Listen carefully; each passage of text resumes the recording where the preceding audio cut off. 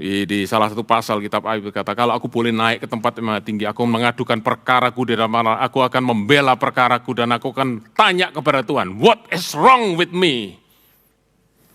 Apa menjadi ekspektasi saudara itu seringkali tidak benar-benar sesuai dengan pribadi daripada Tuhan sendiri atau pikiran atau kehendak daripada Tuhan. Dan waktu ekspektasi kita tidak sesuai dengan apa yang menjadi kehendak Tuhan, pikiran Tuhan, maksud daripada Tuhan, kita mulai bisa melihat Tuhan sepertinya nggak make sense.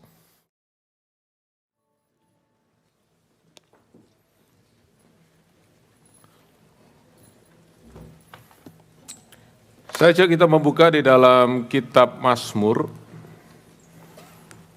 pasal yang ke-44.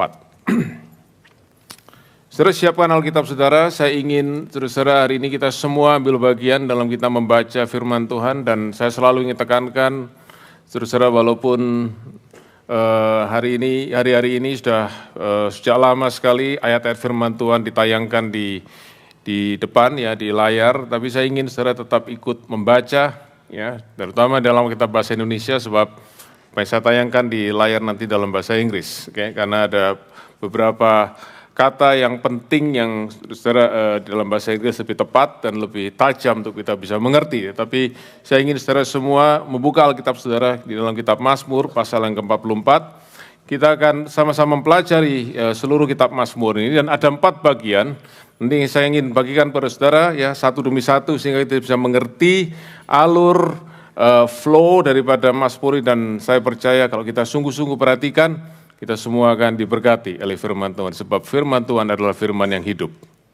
Puji Tuhan. Nah, hari ini saya beri judul, saudaraku, kitab Mazmur ini kalau saudara melihat dalam Alkitab saudara bahasa Indonesia, saudara menemukan judulnya adalah Jeritan Bangsa yang Tertindas. Ya, dan saya beri judul dalam bahasa Inggris, When God Seems Not to Make Sense. Ketika Allah itu sepertinya tidak masuk akal atau tidak seperti yang seharusnya kita pikirkan. Saudara-saudara, berapa banyak saudara sungguh-sungguh percaya kepada Tuhan? Saya boleh lihat tangan saudara, oke. Saudara perhatikan. Ini satu hal yang penting sekali. When you believe God, you must have an expectation of God. Kalau saudara nggak punya ekspektasi tentang Tuhan, saudaraku, maka belief saudara itu belief yang kosong, kepercayaan saudara itu kosong. Waktu saudara percaya kepada sesuatu, saudara punya ekspektasi, saudara punya sesuatu yang saudara harapkan dari apa yang saudara percaya. Demikian kalau saudara percaya kepada Tuhan, you must have something to expect from God. Saudara pasti punya ekspektasi tentang Tuhan. Pertanyaannya adalah, apa menjadi ekspektasi saudara itu seringkali tidak benar-benar sesuai dengan pribadi daripada Tuhan sendiri atau pikiran atau kehendak daripada Tuhan. Dan waktu ekspektasi kita tidak sesuai dengan apa yang menjadi kehendak Tuhan, pikiran Tuhan, maksud daripada Tuhan, kita mulai bisa melihat Tuhan sepertinya nggak make sense. Dan saudaraku, jangan takut. Jangan khawatir, karena hari ini saudara-saudara firman Tuhan beritahu kepada kita bahwa inilah menjadi bagian dari perjalanan iman kita kepada Tuhan. Kalau saudara merasa, oh Tuhan itu kelihatannya make sense terus, saudaraku, saudara kita justru harus khawatir bahwa kita nggak benar-benar ikut Tuhan. Karena waktu kita ikut Tuhan, saudara, kita akan mengalami di mana kita berpikir harusnya Tuhan seperti ini, tapi kok dia seperti itu. Dan di situ kita baru bisa mengerti, saudaraku, apa yang firman Tuhan katakan dalam kitab Yesaya pasal 55 ayat 8. Sebab jalanku bukan jalanmu, pikiranmu bukan pikiranmu, pikiranku bukan pikiranmu, kata Tuhan, seperti tingginya langit dari bumi, demikian jauhnya pikiranku dari pikiranmu. Dan karena itu, saudara, kita perlu belajar untuk mengenal kehendak Tuhan, kita perlu belajar firman Tuhan, supaya kita bisa tahu apa menjadi pikiran dan kehendak Tuhan, sehingga kita makin bisa mengenal Tuhan, mengenal pribadinya, jalan-jalannya, dan iman kita makin kuat di dalam Dia. Haleluya. Nah, mari kita baca sama-sama kitab Mazmur ini. Nah, saudaraku, ayat-ayat yang saya tayangkan di layar, di screen ini adalah bahasa Inggris, dan ada perbedaan satu ayat, saudara pasti sudah sering tahu ya, ada perbedaan satu ayat antara bahasa Indonesia dan bahasa Inggris. Karena di dalam bahasa Inggris, saudaraku, introduction-nya, dalam bahasa Indonesia untuk pemimpin biduan dari Bani Korah, nyanyian pengajaran, itu tidak dihitung sebagai ayat. Tapi untuk dalam Alkitab bahasa Indonesia dihitung ayat. Jadi Alkitab bahasa Indonesia selalu ayatnya tambah 1 dibandingkan bahasa Inggris. Jadi kalau bahasa Inggris ayat 1, bahasa Indonesia ayat 2. Jadi kalau saudara lihat ayat yang saya tulis di screen, saudara harus tambah 1 kalau saudara mau cocokkan dengan ayat di dalam Alkitab Bahasa Indonesia. Oke, mari kita baca sama-sama mulai ayat yang kedua sampai dengan ayat yang keempat. Oke, mari kita sama-sama baca firman Tuhan ini sebagai bagian untuk kita menghormati firman Tuhan yang Tuhan sudah berikan kepada kita dalam Alkitab ini. 1, 2, 3. Ya Allah, dengan telinga kami sendiri telah kami dengar, nenek moyang kami telah menceritakan kepada kami perbuatan yang telah kau lakukan pada zaman mereka, pada zaman purbakala. Engkau sendiri dengan tanganmu telah menghalau bangsa-bangsa, tapi mereka ini umatmu kau biarkan bertumbuh. Suku-suku bangsa telah kau celakakan, tetapi mereka umatmu ini kau biarkan berkembang. Oke, saudara-saudara sampai situ dulu, nanti ayat yang keempat saya akan lanjutkan. Nah, saudara-saudara penulis daripada Mazmur ini adalah Bani Korah, yaitu saudaraku orang yang dipakai Tuhan saudaraku untuk masuk di dalam puji-pujian, memimpin puji-pujian umat Tuhan. Ya, dia adalah salah satu yang saudaraku banyak sekali menulis Mazmur di samping seorang yang lain namanya Daud yang menulis kitab Mazmur ini. Nah, dia berkata begini, Bani Korah berkata begini, dia menceritakan tentang perjalanan bangsa Israel. Dia berkata bahwa kami telah mendengar dari bapak-bapak kami sebelumnya, our fathers, nenek moyang kami, bagaimana engkau membawa mereka bertumbuh, engkau masuk ke dalam menghalau bangsa-bangsa dan masuk ke dalam suatu negeri. Dan saudara tahu, dia bicara tentang bagaimana bangsa Israel dibawa keluar daripada Mesir, masuk ke tanah perjanjian Kanaan. Bagaimana Tuhan menghalau, saudaraku, penduduk daripada Kanaan, sebab Tuhan sudah berjanji kepada Abraham bahwa negeri ini akan diwariskan kepada keturunannya. Oke? Dan saudaraku, mereka melihat bagaimana saudaraku Tuhan menepati janjinya. Luar biasa. Ayat yang keempat, mari kita lanjutkan. Sebab bukan dengan pedang, kita ulangi sekali lagi. Sebab bukan dengan pedang mereka menduduki negeri, bukan lengan mereka yang memberikan mereka kemenangan, melainkan tangan kananmu dan lenganmu dan cahaya wajahmu, sebab engkau berkenan kepada mereka. Dan ini penting sekali, saudaraku, perhatikan. Ya, Bani Korah berkata, nenek moyang kami cerita kepada kami bahwa akhirnya mereka masuk ke negeri Kanaan itu. Mereka menduduki negeri Kanaan, walaupun di negeri itu banyak sekali bangsa-bangsa dan suku-suku bangsa yang menguasai. Mereka harus kalahkan satu persatu suku-suku bangsa itu, dan mereka berhasil mengalahkan, mereka berhasil menduduki negeri itu, menguasai negeri itu, dan mereka berkata begini, bukan karena pedang kami, bukan karena senjata kami, bukan karena resources kami, juga bukan karena tangan kami, bukan karena lengan kami, artinya bukan karena kekuatan kami, tapi karena tangan Tuhan, lengan Tuhan, dan saudaraku sudah baca tadi, apa? Wajah Tuhan yang menyinari mereka. Ya, kalau bicara tentang wajah Tuhan menyinari, saudaraku bicara tentang favor of God, perkenanan daripada Tuhan. Dan saudaraku, katakan engkau berkenan kepada mereka, kepada nenek moyang kami.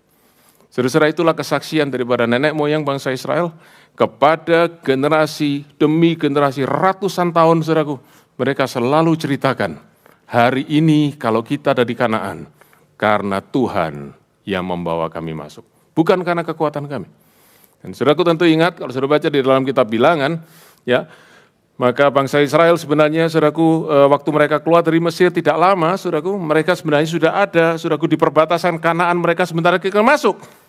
Tapi mereka ini nggak bisa masuk. Kenapa? Karena mereka tidak punya kekuatan, bukan. Tapi karena mereka tidak percaya kepada Allah. Karena mereka takut menghadapi penduduk Kanaan yang mereka sebut sebagai orang-orang raksasa, saudaraku, dan mereka berkata lebih baik kita pulang ke Mesir. Dan mereka semua, saudaraku, mendapat murka Tuhan. Tuhan, saudaraku, kelilingkan mereka di padang belantara wilderness selama 40 tahun, sehingga mereka semuanya mati. Cuma 2 orang saja yang masuk dalam negeri Kanaan dari generasi itu, yaitu Yosua dan Kaleb. Ya, dan akhirnya saudaraku, Yosua dan Kaleb masuk ke tanah perjanjian dengan generasi yang baru yang lahir di wilderness, di padang gurun itu, dan mereka bersaksi Kita masuk di tanah Kanaan. Kita hari ini hidup di tanah Kanaan. Bukan karena kekuatan kita, bukan karena pedang kita, tapi karena Tuhan. Saudaraku, kesaksian yang luar biasa. Itu mereka ceritakan dari turun-temurun. Nah, sekarang saudaraku, Bani Korah kemudian lanjutkan di dalam ayat kelima. Mari kita baca ayat yang kelima dan ayat seterusnya. Engkaulah Rajaku dan Allahku yang memerintahkan kemenangan bagi Yakub. Dan dengan engkaulah, karena engkaulah kami menanduk para lawan kami. Dengan namamu lah kami menginjak-injak orang yang bangkit menyerang kami. Haleluya. Saudara perhatikan, ada kata ganti orangnya berubah. Tadi kata ganti orangnya ayat 2 sampai ayat 4, kata ganti orangnya mereka. Oke, kenapa? Karena Bani Korah cerita tentang nenek moyang orang Israel. Ya, generasi Yosua yang masuk tanah Kanaan. Sekarang kata ganti orangnya berubah. Jadi apa? Kami, artinya saudaraku, mereka sendiri mengalami. Jadi bukan hanya mereka mendengar kesaksian yang indah tentang perbuatan Allah yang besar, tapi sekarang mereka juga mengalami perbuatan Allah yang besar. Itu sebabnya saudaraku penting sekali kita mendengar saudaraku firman Tuhan.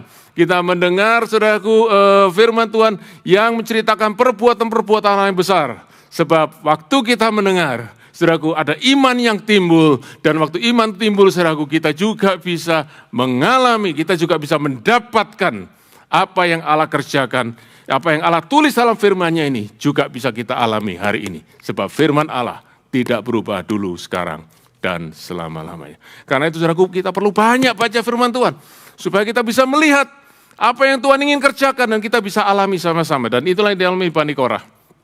Mereka berkata, sekarang kami pun mengusir musuh-musuh kami. Kami pun menginjak-injak musuh kami. Karena nama Tuhan, karena Tuhan. Mari kita lanjutkan saudaraku di dalam ayat yang ke-7. Sebab bukan kepada panahku. Kita ulangi, oke? Ayat 7. Sebab bukan kepada panahku aku percaya. Dan pedangku pun tidak memberi aku kemenangan. Tetapi engkaulah yang memberi kami kemenangan terhadap para lawan kami. Dan orang-orang yang membenci kami, kau beri malu. Saudara-saudara, Bani Korah berkata, kalau seperti Ayub, kalau dulu kami mendengar nenek moyang kami berkata, sekarang kami pun mengalami. Ayub berkata, kami dulu dari kata orang mendengar tentang kau, sekarang mata kami sendiri memandang. Sekarang kami menyaksikan sendiri. Sekarang Bani Korah berkata, sekarang kami sudah mengalami kemenangan yang datang daripada Tuhan. Dan saudaraku, mereka berkata sekali lagi, seperti nenek moyang kami berkata, bukan dengan kekuatan mereka, bukan dengan kegagah mereka, tapi karena Tuhan, kekuatan daripada Tuhan. Demikian pun kami melihat, kalau kami bisa menang, bukan karena kekuatan kami, tapi karena Tuhan. Haleluya. Saya ingin tanya berapa banyak saudara yang hari-hari ini merasakan ada kemenangan dalam kehidupan saudara. Boleh lambaikan tangan saudara, haleluya. Apa yang saudara katakan tentang kemenangan saudara? Apa saudara berkata, ya karena saya punya taktik yang jitu. Oh ya karena saya bekerja dengan keras. Oh ya karena saya pinter. Oh ya karena saya punya network yang bagus. Atau saudara cuma katakan satu.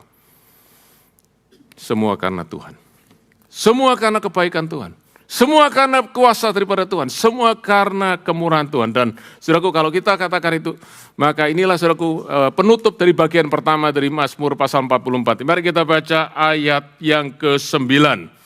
Karena Allah kami nyanyikan puji-pujian sepanjang hari, dan bagi namamu kami mengucap syukur selama-lamanya. Saya lebih senang pakai bahasa Inggris, saudaraku. Karena bahasa Inggris berkata, kami menyanyikan pujian. No, we boast. Kami berbangga, kami bermegah sepanjang hari.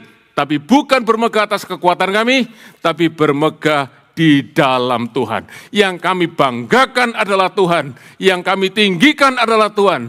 Sebab semua yang kami miliki hari ini, semua yang ada dalam diri kami, datang daripada Tuhan, bukan dari kekuatan kami, bukan kuat, bukan gagah, tapi Tuhan. Saudaraku, kesaksian yang indah, kesaksian yang memuliakan Tuhan. Haleluya. Saudara-saudara ingin mengalami kehidupan demikian? Ya, saudaraku, setiap hari kita bisa berkata, God is good. Saudaraku, sudah datang ke persekutuan. Saya mau saksi sekali lagi. Hari ini saya mengalami sesuatu. Hari ini saya mengalami sesuatu yang saya tidak pernah sangka-sangka. Tapi Tuhan kerjakan itu. God is good. Saudaraku, saudara ketemu teman saudara di kantor. Hey, I want to tell you this. Okay? I want to tell you this. Okay, something that looks impossible for me. But I go through it. I make it. Because God is good. Saudara rindu punya kehidupan demikian? Setiap hari saya berkata, God is good, God is good, God is good. Because He is good. Haleluya. Saudara, Mazmur yang indah bukan? Mazmur yang bangkit iman. Dan alangkah indahnya kalau Mazmur ini selesai sampai di sini. Haleluya. Tapi ternyata enggak ada terusannya. Saya baca dalam ayat yang ke-10. Katakan, namun Engkau telah membuang kami. Di dalam bahasa Inggris pakai kata but now, tapi sekarang. Kami sudah dengar dari nenek moyang kami, engkau hebat, engkau baik, engkau berkuasa, engkau penolong kami. Kami sendiri juga sudah mengalami pertolonganmu, kuasamu. Tapi sekarang. Saudara-saudara punya nostalgia yang baik, nostalgia yang indah, itu luar biasa ya. Kita punya kenang-kenangan yang manis, oh gimana dulu rasanya. Tapi kita akan tidak hidup di masa lampau. Kita akan hidup hari ini, present day. Sebagus-bagusnya masa lampau, saudaraku, yang penting hari ini bagaimana. Dan saudaraku, mari kita baca apa yang dialami oleh Bani Korah hari ini. Oke, mari kita baca ayat yang ke-10. Namun Engkau telah membuang kami dan membiarkan kami kena umpat. Engkau tidak maju bersama-sama dengan bala tentara kami. Engkau membuat kami mundur daripada lawan kami. Dan orang-orang yang membenci kami mengadakan perampokan. Ayat 12, Engkau menyerahkan kami sebagai domba sembelihan. Dan menyerahkan kami di antara bangsa-bangsa. Engkau menjual umatmu dengan cuma-cuma dan tidak mengambil keuntungan apa-apa dari penjualan itu. Saudaraku, artinya apa saudaraku? Benar-benar enggak ada harga lagi. Ya, dijual murah, saudaraku, dikasihkan kepada orang lain. Saudaraku, no value.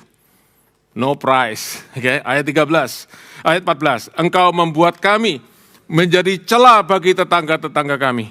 Menjadi olok-olok dan cemooh bagi orang sekeliling kami. Engkau membuat kami menjadi sindiran di antara bangsa-bangsa. Menyebabkan suku-suku bangsa menggeleng-geleng kepala.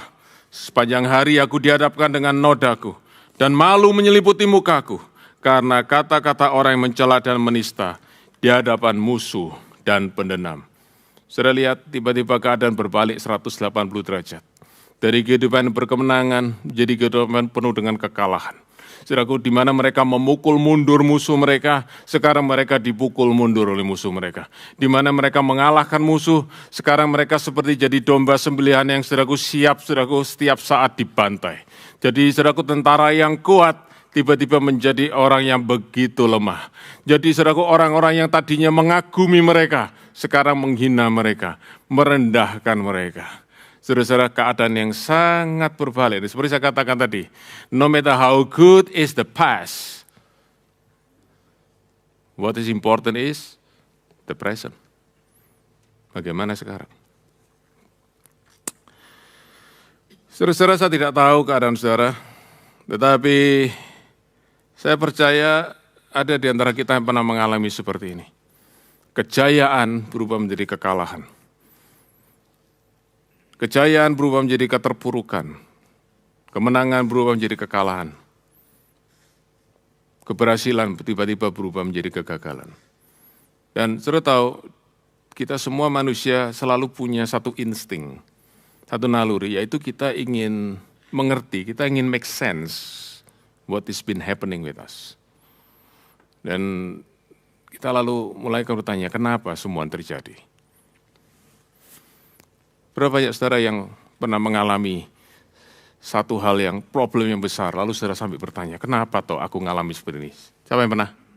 Pernah ya? Oke. Berapa banyak saudara yang pernah mengalami keuntungan, kesuksesan, lalu saudara pernah bertanya, kenapa aku mengalami ini? Enggak pernah ya?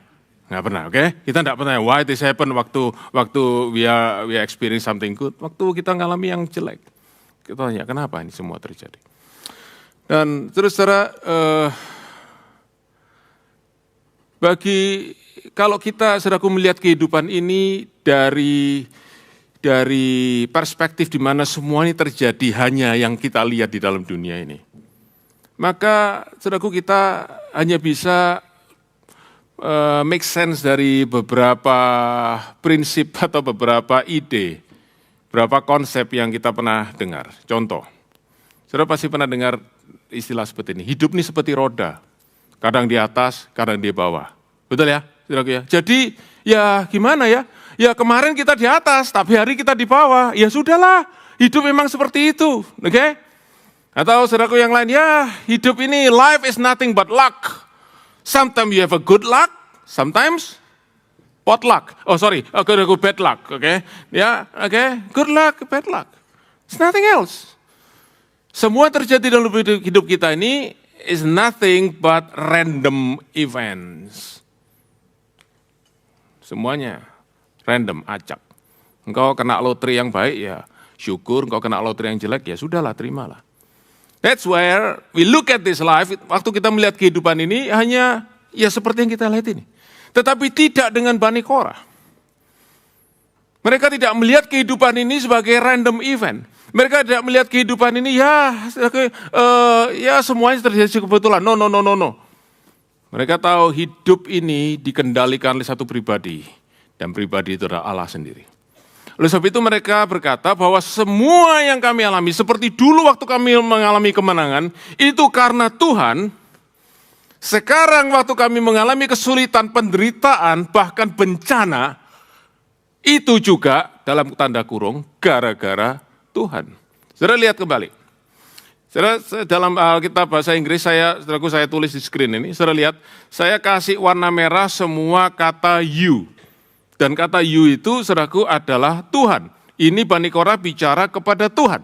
Jadi Tuhan, Engkau yang membuat kami sekarang susah, sengsara. Dulu Engkau mengasihi kami, dulu Engkau berkenan kepada kami, sekarang Engkau menolak kami. Dulu Engkau menyertai kami waktu berperang, sekarang Engkau tinggalkan kami.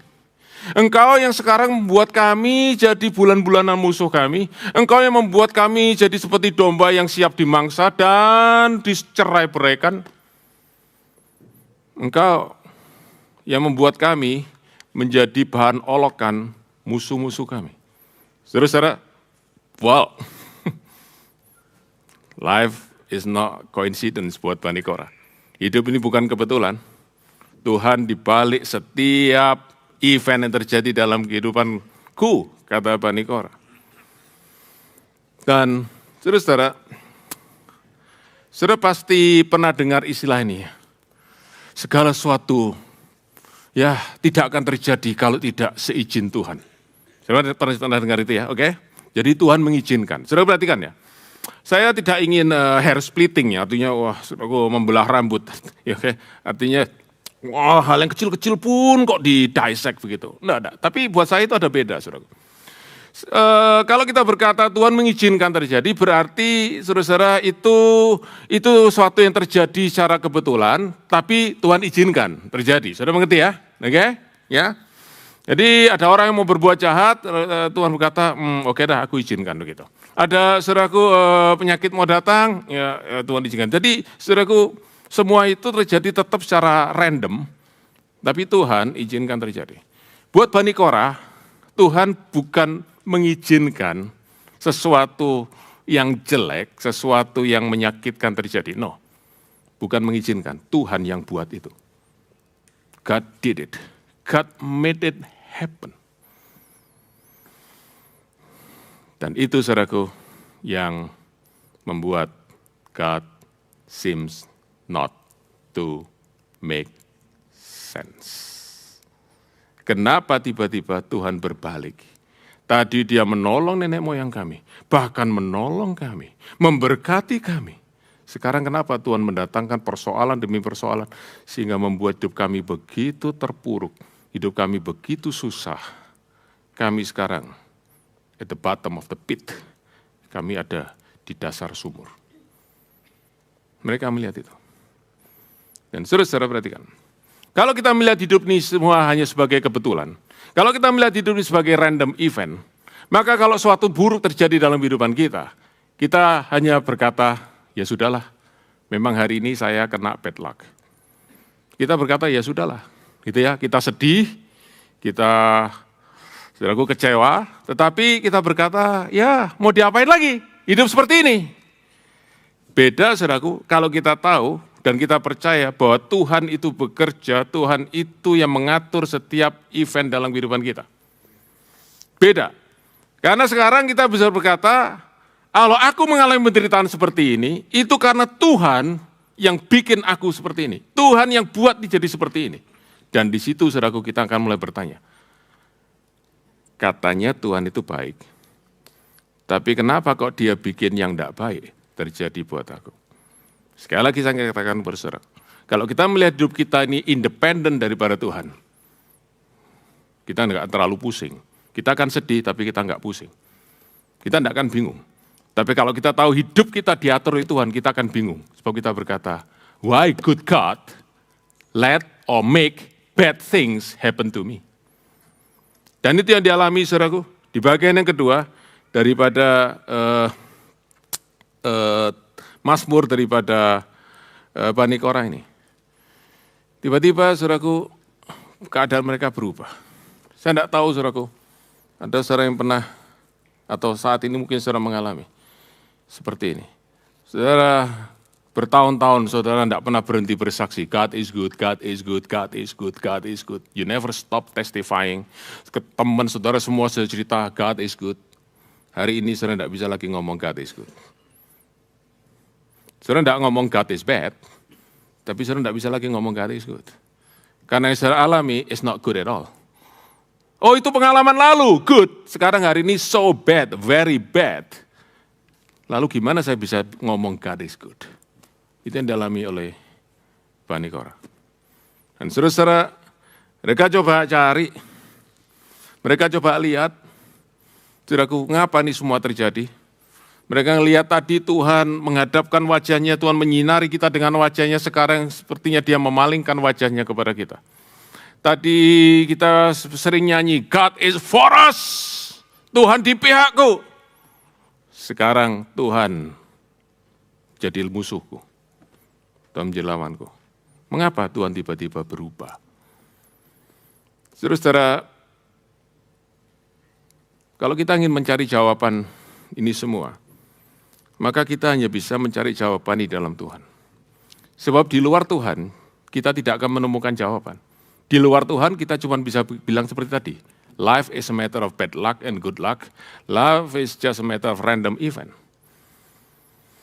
Kita bisa cari jawaban kita dalam Tuhan. Tetapi saya ingin katakan kepada saudara, tidak selalu kita menemukan jawaban secara eksplisit di dalam Tuhan. Tuhan tidak selalu menjawab kepada kita mengapa kita mengalami semua ini. Tapi satu, kita mungkin tidak menemukan jawaban. Tapi satu yang pasti kita temukan dalam Tuhan, namanya pengharapan. We may not find the answer, but we will always find hope. Karena Allah kita adalah Allah yang memberikan pengharapan. Nah, saudara-saudara, waktu Bani Korah tengah-tengah kebingungan ini, karena kita masuk dalam bagian yang ketiga daripada Mazmur ini. Ya, ada 4 bagian. Bagian yang ketiga, mari kita baca mulai ayat yang ke-18. 18, mari kita baca. Semuanya ini telah menimpa kami, tetapi kami tidak melupakan Engkau dan tidak mengkhianati perjanjian-Mu. Nah, saudara-saudara, saya harus katakan kepada saudaraku bahwa terjemahan Alkitab Bahasa Indonesia ada satu kesalahan, dan buat saya kesalahannya cukup kritikal walaupun kesalahannya hanya satu kata saja. Dan satu kata itu adalah tetapi. Kata tetapi itu salah. Di dalam bahasa Inggris, saudaraku, tidak pakai kata tetapi, tapi pakai kata though. Bahasa Indonesianya apa? Walaupun. Dan beda banget. Saudara dengar? Kalau saudara baca, semuanya ini, maksudnya semua bencana ini, semua penderitaan ini menimpa kami, tetapi kami tidak melupakan Engkau. Itu menunjukkan iman yang teguh, betul? Oh, kami menderita, tetapi kami tidak tinggalkan Tuhan. Beda, saudaraku, dengan semua penderitaan ini menimpa kami, semua problem menimpa kami, walaupun kami tidak pernah tinggalkan Tuhan. Beda enggak? Sangat-sangat beda. Beda sama sekali. Dan yang benar adalah kata walaupun. Bani Asaf, saudaraku, waktu dia mulai, Bani Korah, Asaf terus pula balik. Oke, Bani Korah, saudaraku, waktu mereka mengalami penderitaan itu, di dalam kebingungan itu, mereka mulai berkata, ini Tuhan yang kerjakan semua ini. Dan waktu mereka berkata, Tuhan yang izinkan, bukan Tuhan yang lakukan semua bencana ini. Tuhan yang bawa semua penderitaan ini. Mari kita cari alasannya, kenapa Tuhan lakukan ini. Alasannya pasti satu, yaitu kita sudah berdosa kepada Tuhan. Kenapa, saudaraku? Karena itulah memang sering terjadi. Saudaraku, dan itulah, saudaraku, yang sering tertulis dalam Alkitab, terutama dalam Perjanjian Lama. Kisah-kisah dalam Perjanjian Lama, saudaraku, selalu menunjukkan ketika umat Israel berdosa kepada Tuhan, maka Tuhan akan datangkan bencana, Tuhan akan datangkan penderitaan, Tuhan akan datangkan musuh, dan Tuhan akan menyerahkan mereka kepada musuh. Tuhan biarkan mereka ditindas oleh musuh, supaya mereka bertobat dan berbalik kepada Tuhan. Saudara-saudara, kalau kita baca dalam kitab Hakim-Hakim, kita akan menemukan satu contoh. Mari kita buka dalam kitab Hakim-Hakim, pasal yang ketiga. Mari kita buka, kitab Hakim-Hakim, pasal yang ketiga, nanti kita akan kembali ke Mazmur 44 ini. Ayat yang ke-7. Kitab Hakim-Hakim pasal ketiga dan ke-7. Mari baca. Orang Israel melakukan apa yang jahat di mata Tuhan. Mereka melupakan Tuhan Allah mereka dan beribadah kepada para Baal dan para Asyera. Ayat 8. Lalu apa? Bangkitlah murka Tuhan terhadap orang Israel sehingga ia menjual mereka. Saudaraku, sama dengan tadi ya Mazmur 44 ya. Engkau menjual kami kepada musuh kami. Oke, kepada Kushan Rishyataim, raja Aram Mesopotamia, dan orang Israel menjadi takluk kepada raja itu. Saudaraku, saya sebut raja itu karena sukar nyebutkan namanya, 8 tahun lamanya. Ayat 9. Lalu berserulah orang Israel kepada Tuhan, maka Tuhan membangkitkan seorang penyelamat. Nah, saudaraku, penyelamat ini, saudaraku, ada satu istilah yang khusus. Nah, saudara, dari sinilah, saudaraku, istilah itu muncul, penyelamat. Savior, itu Mesias. Tuhan bangkitkan seorang Mesias, yang bagi orang Israel, yakni Otniel, anak Kenas, adik daripada Kaleb. Jadi, saudara-saudara, itu pola yang terjadi, yaitu waktu saudaraku mereka diserahkan kepada musuh, waktu mereka ditindas oleh musuh, mereka tahu satu hal pasti, kita sudah berdosa kepada Tuhan. Mari kita berseru kepada Tuhan, kita berbalik kepada Tuhan. Kita minta ampun, Tuhan pasti memulihkan kita. Dan Bani Asaf juga berpikir begitu. Asaf lagi. Bani Korah, saudaraku, berpikir begitu. Ini sudah salah 3 kali ya. Oke. Bani Korah juga berpikir gitu. Kita menderita ya. Kita ditindas musuh. Kita diolok-olok, kita dihina, kita direndahkan, kita nggak punya harga lah, kita nggak punya lagi harga diri sebagai manusia. Sebagai bangsa, pasti kita sudah berdosa kepada Tuhan. Sebab itu, saudaraku, mereka berkata, mari kita periksa hati kita. Mari kita periksa hati kita. Introspeksi. Adakah dosa? Dan mereka berkata, kami sudah introspeksi, dan hasilnya adalah kami tidak melupakan Engkau, Tuhan. Baca berikutnya. Kita kembali, saudaraku, ayat 19 sekarang. Hati kami tidak membangkang, dan langkah kami tidak menyimpang dari jalan-Mu. Walaupun Engkau telah meremukkan kami di tempat serigala dan menyelimuti kami dengan kekelaman. Saudara-saudara, sekali lagi, sekarang Alkitab Bahasa Indonesia, sekali lagi Alkitab Bahasa Indonesia salah, tapi salahnya sekarang kebalik. Kalau tadi Indonesia pakai kata tetapi, yang harusnya walaupun, sekarang pakai kata walaupun, harusnya tetapi. Kembali. Kita baca sekali lagi ya, baca ayat 20. Hati kami tidak membangkang dan langkah kami tidak menyimpang dari jalan-Mu. Oke, jadi kami sudah hidup benar di hadapan-Mu. Tetapi Engkau telah meremukkan kami di tempat serigala dan menyelimuti kami dengan kekelaman. Kami setia kepada Tuhan, tapi Tuhan melakukan yang jahat, yang buruk pada kami. Mereka mulai bertanya, Tuhan, what are you doing? It doesn't make sense. Kalau kami berdosa, Tuhan hukum kami. Ya, that makes sense. Kami siap terima itu. Dan kami bertobat, berbalik kepada Tuhan, minta ampun kepada Tuhan. Tapi kami sudah periksa jalan kami. Kami tetap setia kepada mereka. Tidak berkata, oh kami tidak ada cacat, tidak ada celah. No. Tapi berkata, kami ini setia, kami tidak tinggalkan Tuhan. Kami tidak, bahkan saudaraku seperti baca ayat 21. Seandainya kami melupakan nama Allah kami dan menadahkan tangan kami kepada Allah lain.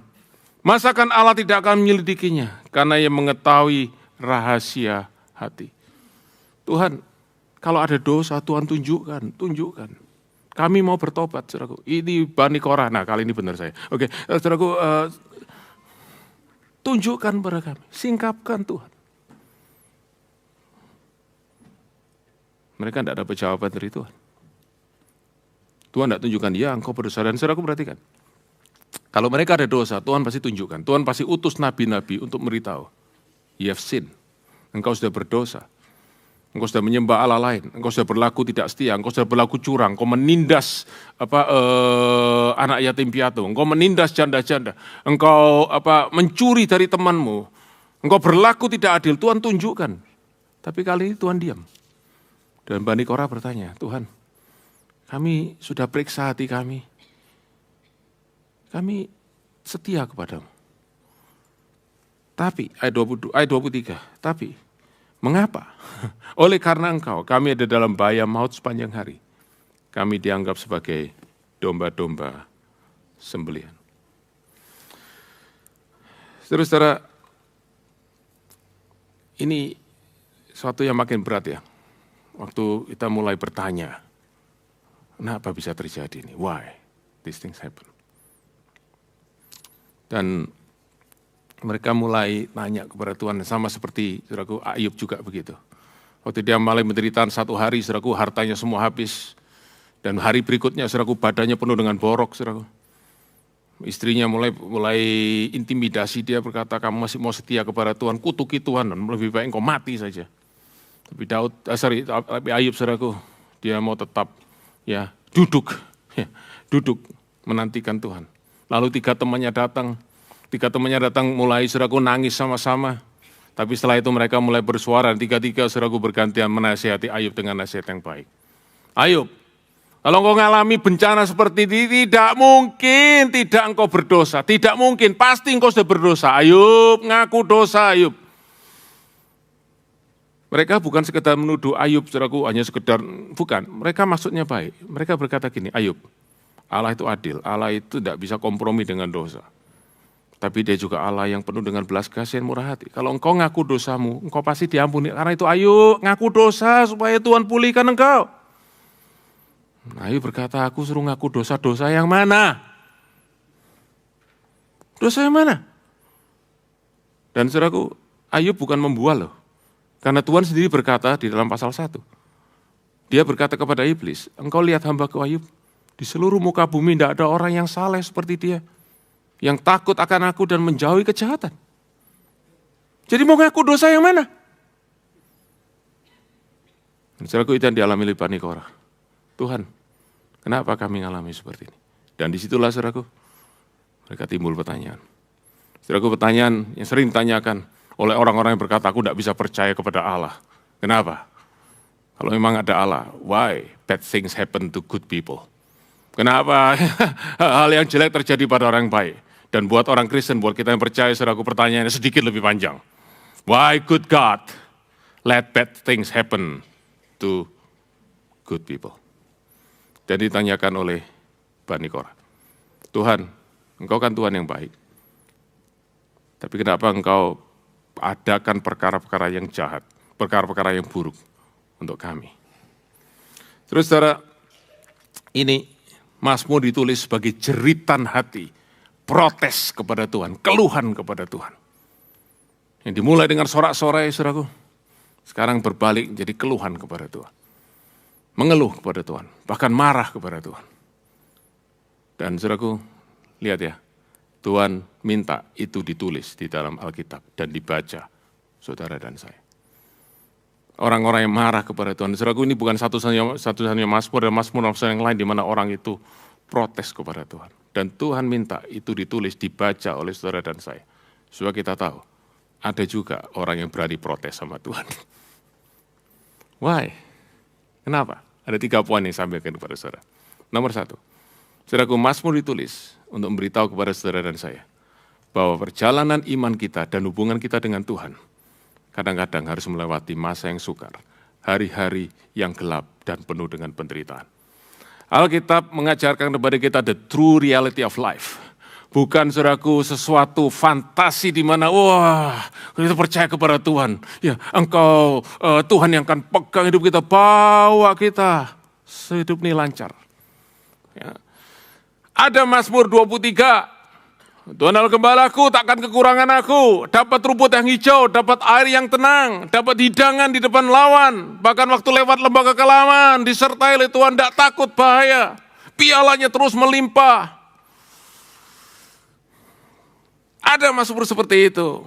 Dan Tuhan bisa lakukan seperti itu. Tapi ada juga Mazmur 44 yang berkata, kita setia dengan Tuhan, tapi kita mengalami yang buruk demi yang buruk, penderitaan demi penderitaan. Alkitab mengajar kepada kita, that's the reality of life. Dan supaya kita tahu, saudaraku, supaya kita tidak kecewa, dan kita tidak menaruh ekspektasi yang salah kepada Tuhan. Yang kedua, kenapa saudaraku Mazmur ditulis? Adalah supaya kita tahu bahwa Tuhan tidak pernah bikin kesalahan. God never makes mistakes. But He is so merciful that He allows Himself to be mistaken. Sudah ngerti ini? Oke, Tuhan tidak pernah bikin kesalahan, tapi Dia begitu bermurah hati, berbelas kasihan kepada kita, sehingga waktu kita salah mengerti dan bahkan kita menyalahkan Tuhan, Tuhan tidak hukum kita, Tuhan tidak marah. Dia tahu pikiran kita tidak bisa menjangkau Dia. Karena Tuhan izinkan, saudaraku, kita ungkapkan semua hati kita. Saudara ada frustasi, saudara ada pertanyaan, saudara mau nangis kepada Tuhan, kata, Lord, why this happen? Do it, God is happy to hear that. Dia siap mendengar itu. Dia tidak berkata, terkutuklah engkau, enggak. Dia tahu seringkali, saudaraku, pikiran kita tidak bisa menjangkau pikiran Tuhan. Ayub pun, dia pernah berkata, saudaraku, di salah satu pasal kitab Ayub berkata, kalau aku boleh naik ke tempat yang tinggi, aku mengadukan perkaraku di dalam mana, aku akan membela perkaraku dan aku akan tanya kepada Tuhan, what is wrong with me? Beberapa tahun yang lalu, saudaraku, di gereja, datang seorang bapak, dia duduk di kursi roda, didorong oleh seorang anak muda di belakangnya. Ketemu dengan saya salami dia, Om, selamat datang. Langsung dia lihat saya berkata, Pak Pendeta, saya jauh lebih muda, saudaraku, tapi dia panggil saya Pak Pendeta. Pak Pendeta, ini cerita udah 20 tahun yang lalu. Pak Pendeta, kenapa Tuhan kasih saya stroke? Sampai saya harus terdampar di kursi roda ini. Hidup jadi susah, semua jadi susah, dan bukan itu. Saya pikir susah orang lain. Sekarang saya pikir repot hidup orang lain. Kenapa Tuhan tidak panggil pulang saya saja? Kenapa Tuhan bikin ini? Kenapa?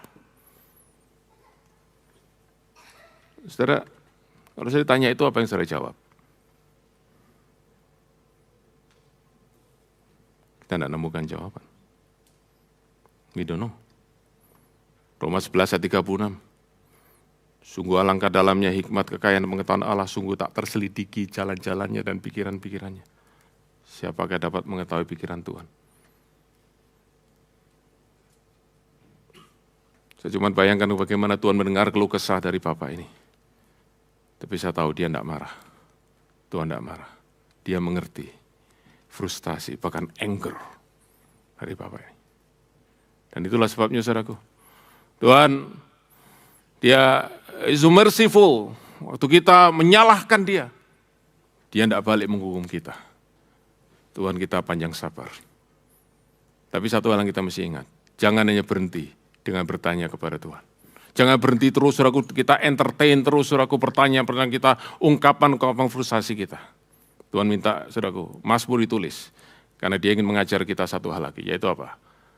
God want us to keep trusting Him, even when we cannot make sense of Him.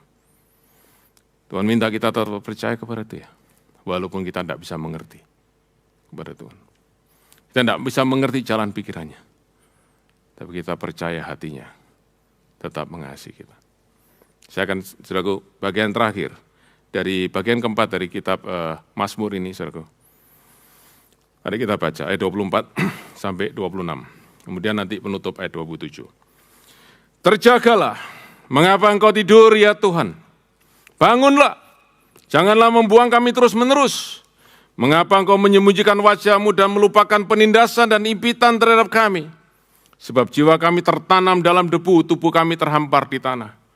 Saudara-saudara, Bani Korah berkata, yes, I'm right again. Oke, saudaraku, Bani Korah berkata, Tuhan, kenapa engkau tidur?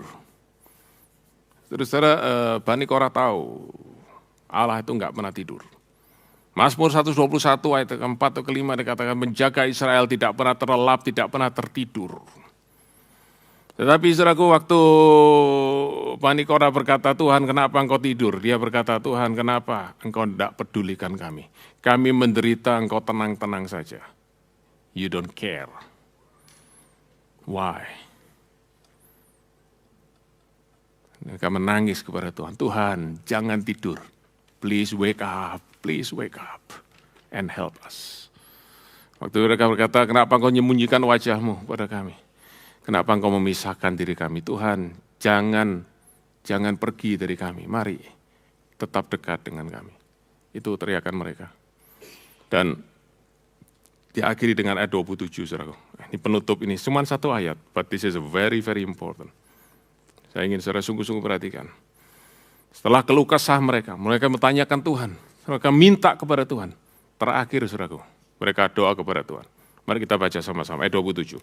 Bersiaplah menolong kami, bebaskanlah kami karena kasih setia-Mu. Arise for help, rise up, bangkitlah Tuhan.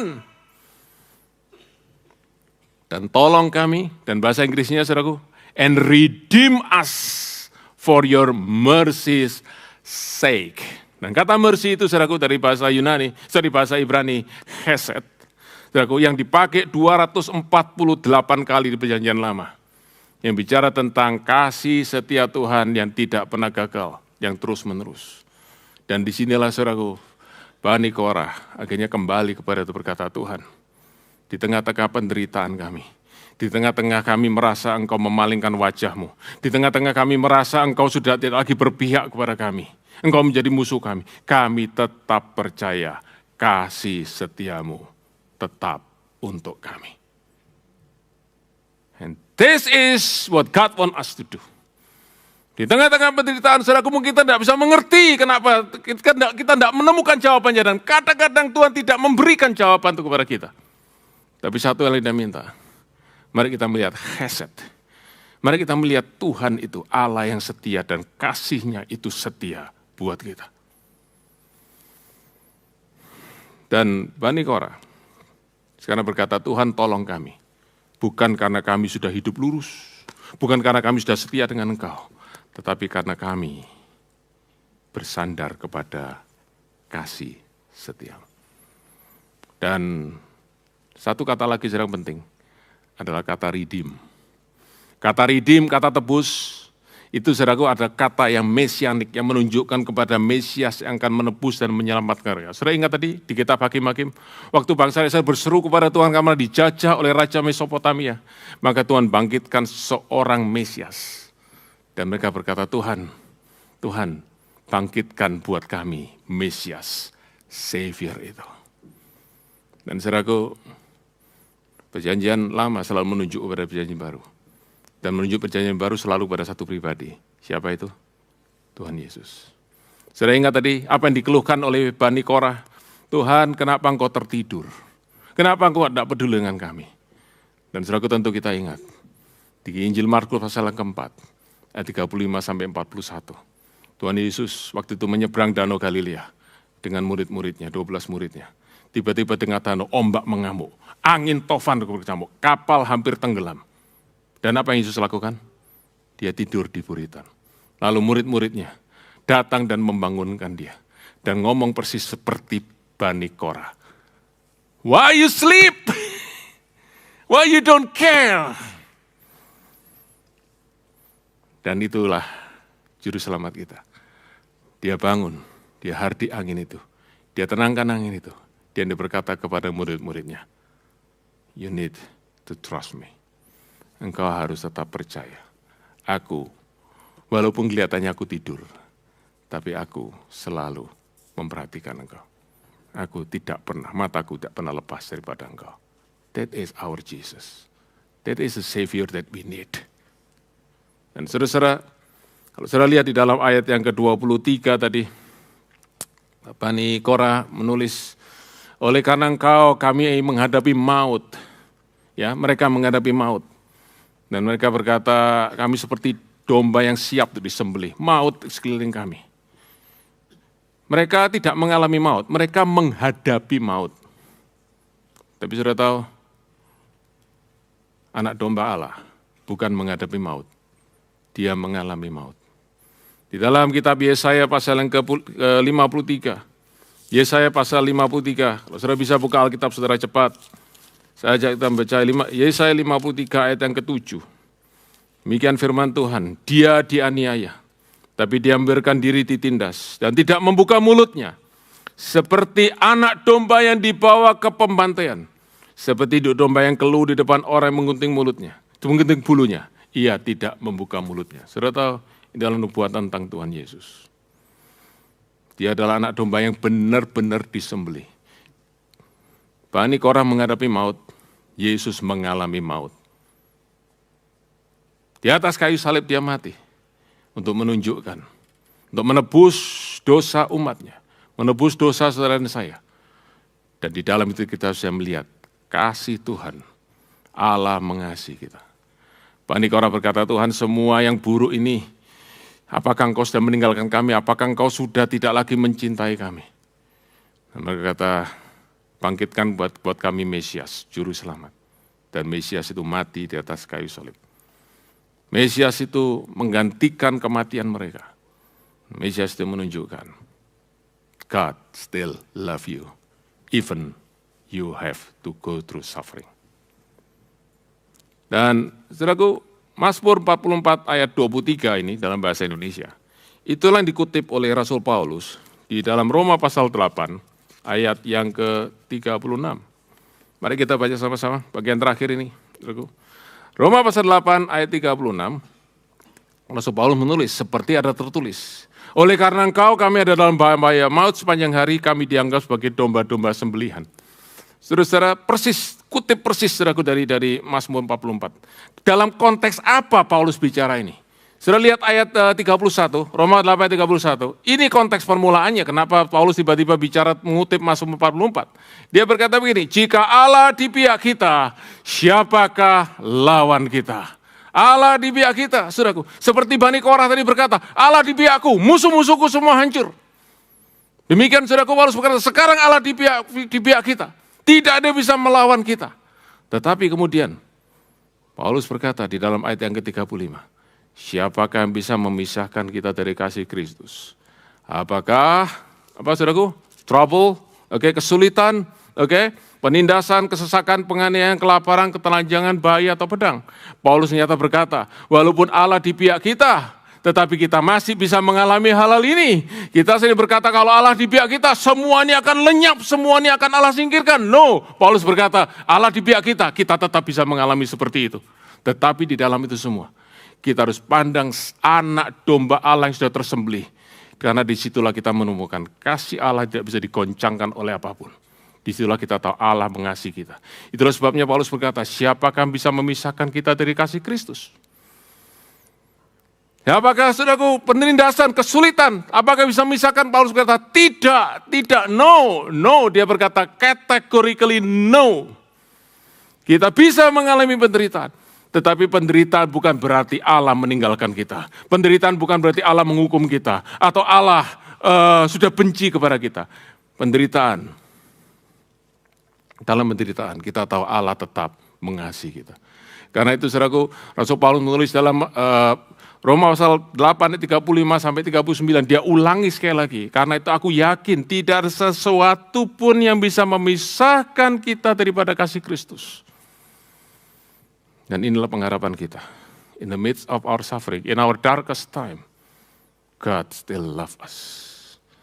Saudara-saudara, kalau kita tahu itu, kita tidak akan bertanya kepada Tuhan, why? Tapi kita berkata, Lord, I keep trusting you. Pertanyaannya, saudaraku. Pertanyaannya, kalau begitu apa yang harus kita lakukan kalau kita mengalami ini semua? Oh, tabahkan hatimu. Kuatkan. Badai pasti berlalu. Well, it's more than that. It's more than that. Kenapa? Karena di dalam ayat 37, Paulus tidak berkata, siapakah bisa memisahkan kita dari kasih Kristus? Tidak ada, karena itu tabahkan hatimu. No. Dia berkata apa? Ayat 37, saudara lihat. Dalam semuanya itu. Dalam apa? Dalam kesulitan, penderitaan, saudaraku, problem terjadi. Dalam semuanya itu. Kita lebih dari pemenang. Ternyata, saudaraku, ternyata kita bukan hanya bertahan dalam kesulitan, tapi kita bisa menang atas kesulitan. Bahkan bukan hanya menang, tapi lebih daripada pemenang. Apa artinya lebih daripada pemenang? Gampang, saudaraku. Berapa bulan yang lalu kita sudah dengar khotbah itu. Kalau kita menang atas sesuatu, kita mengalahkan musuh itu. Kita mengalahkan lawan itu. Lawan itu jadi tidak berkutik tunduk kepada kita. Tapi kalau lebih daripada pemenang, bukan kita mengalahkan lawan itu, tetapi semua serangan daripada lawan itu, semua attack of the enemies, bukan menghancurkan kita, malah membawa kita lebih baik, dan lebih baik lagi. Itu lebih daripada pemenang. Nah itu sebabnya, saudaraku. Kenapa, saudaraku, bisa lebih daripada pemenang? Sebab Allah bekerja di dalam segala sesuatu, termasuk waktu dia mendatangkan musuh atas kehidupan kita.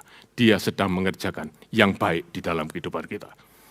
Itu sebabnya, saudaraku, Yusuf berkata kepada saudara-saudaranya, engkau mereka-rekakan yang jahat.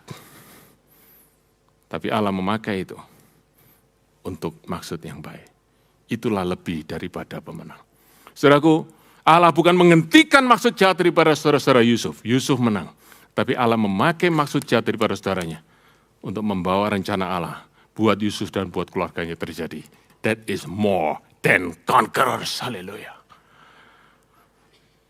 Saya ingin tutup, saudaraku, dengan perkataan Rasul Paulus di 2 Korintus pasal 4 ayat 17. Mari kita baca, kemudian kita akan berdoa. Ayat terakhir saya ingin kita baca sama-sama. 2 Korintus 4 ayat 17. Sebab, penderitaan ringan yang sekarang ini mengerjakan bagi kami kemuliaan kekal yang melebihi segala-galanya, jauh lebih besar daripada penderitaan kami. Saudaraku, penderitaan ringan ini, semua yang gelap di dalam kehidupan kita, bukan hanya, saudaraku, kita bertahan, no. Kita tahu ada sesuatu yang baik yang akan terjadi setelah ini. Ada kemuliaan yang akan disediakan. Apa itu kemuliaan kita tidak tahu. Tapi jauh lebih daripada yang kita bisa bayangkan. Nah, perhatikan. Ayat ini berkata begini. Penderitaan itu mengerjakan bagi kami. Menghasilkan bagi kami kemuliaan. Dengan kata lain, saudaraku. Kalau tidak ada penderitaan itu, kita tidak akan mencapai kemuliaan itu. Kita seringkali berkata, saudaraku, kalau ada penderitaan, katakan kepada gunung-gunung persoalan, terancak, tercabut, pindah ke rumah tetangga. Saudaraku.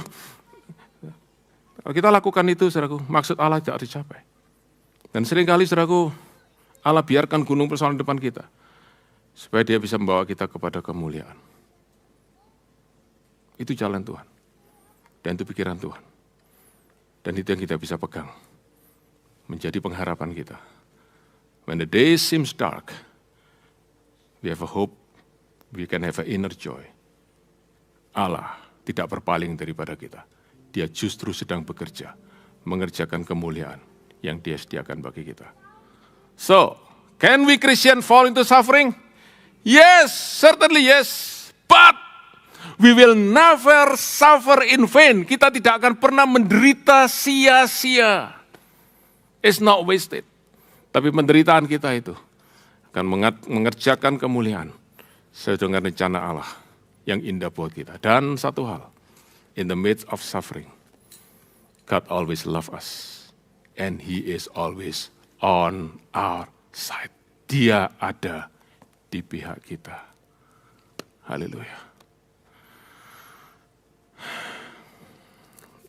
cukup lama, saya datang, saudaraku, mengunjungi seorang om. Dia pernah menderita stroke, kemudian lumayan pulih, tidak sempurna, tapi pulih.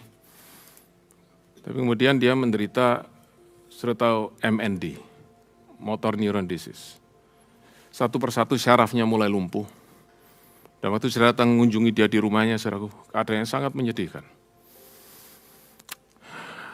Ini rahangnya, saudaraku, terbuka terus, dia tidak bisa nutup, karena syarafnya sudah tidak bekerja lagi. Jadi dia buka terus mulutnya, dan air liur, saudaraku, terus menetes. Berkali-kali harus dilap. Tangannya masih bisa bekerja, tapi dia sudah tidak bisa lagi berdiri, tidak bisa lagi jalan. Dia ngelihat saya, dia senyum, saya lega karena dia masih ingat saya. Saya datang kepada dia. Saya lihat, saudaraku, di sampingnya ada selang yang nempel di badannya, lalu ada tabung. Tidak lama kemudian istrinya datang dan menyuntikkan cairan. Dia sudah nggak bisa makan lagi. Makan harus disuntikkan, saudaraku, lewat tabung itu. Saya pengen nangis lihat om ini. Tapi dia senyum lihat saya. Dan di tangannya, saudara, ada papan whiteboard kecil, karena dia sudah tidak bisa lagi ngomong, dia cuma bisa nulis. Saya duduk, diam, saudara, ke depannya. Hai om.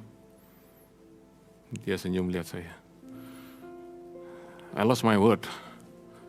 Saya tidak bisa ngomong apa-apa. Tiba-tiba satu pertanyaan keluar dari mulut saya. Om, saya ingin tanya, kalau saat ini Tuhan Yesus datang, ketemu sama om mau ngomong apa sama Tuhan Yesus? Dia langsung ambil whiteboard kecil itu, dan dia tulis, I thank you for everything, and I love you.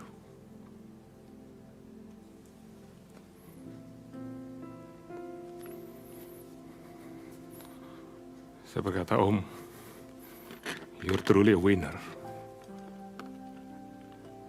Engkau sungguh-sungguh pemenang. I praise God for the faith yang dia boleh punya, yang menjadi berkat bagi banyak orang, khususnya buat saya. In darkest time, God is on our side, because Jesus, the Lamb of God, has died on the cross, sudah mati di atas kayu salib.